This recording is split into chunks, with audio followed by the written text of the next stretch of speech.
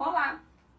Certa vez me questionaram se é possível evoluir com um trabalho psicanalítico com pacientes que têm Alzheimer, diagnosticados com Alzheimer. O primeiro sintoma do Alzheimer é o esquecimento. E o esquecimento, por si só, é uma forma de mecanismo de defesa das pessoas. Há pessoas que tendem a sair da realidade onde estão só por estarem numa situação de sofrimento. Próximo ao fim da vida, quando é o período que se estabelece o Alzheimer, o paciente ele tende a reviver os seus momentos de maior felicidade, o que eu chamo de paraíso perdido. Bom, claro que existem também pessoas que por alguns traumas acabam se remetendo a memórias fortes e impactantes nas suas vidas e que aí também precisam tratar desses traumas com terapia. Mas, para além do Alzheimer, é importante uma grande observação. O Alzheimer, ele é uma doença que acomete pessoas com idade média superior a 50 anos. E é uma doença degenerativa progressiva, ou seja, é uma doença que não tem cura e que progride à medida que vai passando os anos de vida deste paciente. No início da doença, podemos fazer intervenções a fim de tratar o paciente, esclarecendo de que trata-se de uma doença que não tem cura e de que o importante é que dentro desse processo terapêutico nós esclarecemos que há formas de viver com esta condição e que dentro desta condição existem muitas maneiras de evoluir no estágio dessa doença, facilitando a ela e aos familiares para que haja cada vez menos sofrimento, certo? E que ela possa lidar com essas vicissitudes que virão à medida que vai evoluindo a doença. Quando o paciente ele ainda está no início do processo da doença, ele ainda tem uma memória e uma cognição que o permite entrar num processo terapêutico contínuo, onde haja uma fala e uma escuta. E dentro dessa dinâmica, a gente pode introduzir não só essa consciência, como também as ferramentas de lidar com isso.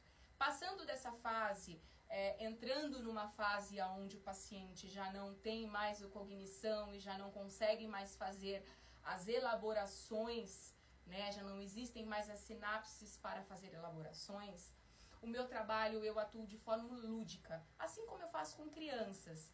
Então, se o meu paciente ele me sinaliza que ele tem uma facilidade e uma preferência por artes, nós trabalhamos com pinturas, nós desenhamos, nós fazemos formatos em argila e no meio desse processo de elaboração terapêutico, nós vamos conversando, elaborando e ali o paciente vai me trazendo que quando ele começou a gostar disso é porque tal pessoa, e ele vai trazendo nomes, vai trazendo momentos, ele não vai se lembrar de datas, mas ele vai se lembrar de sentimentos que ele teve em tais momentos.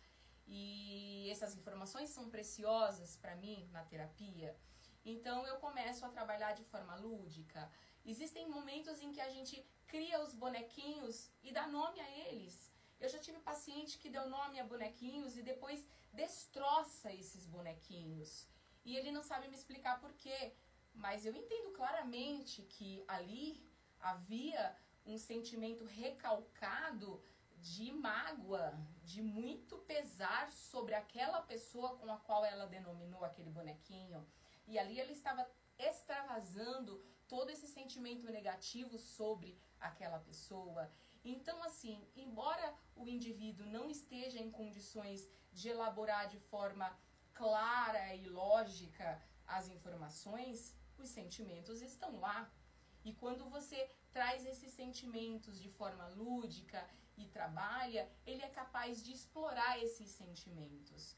diminuindo aí a sua agressividade. A maior queixa no consultório é de que os pacientes com Alzheimer, eles em momento de crise, eles ficam agressivos, porque eles querem se fazer entender, porque eles querem que aquele momento que eles estão dizendo que está acontecendo de fato seja entendido, compreendido e acatado pelo próximo.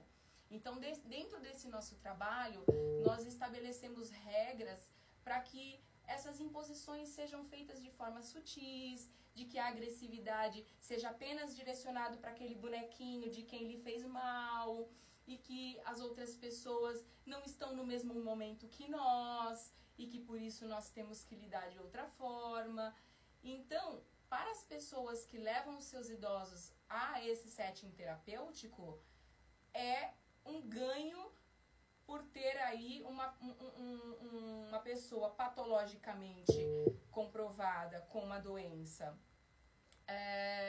dentro de um humor mais seguro. E para o paciente é um momento mágico. Os meus pacientes esperam muito por esse momento, porque lá a gente faz automaquiagem, a gente pinta as unhas, a gente segue os interesses do paciente. A gente pinta pano de prato e no meio desta arte terapêutica, os conteúdos surgem e vamos trabalhando no meio dessa conversa.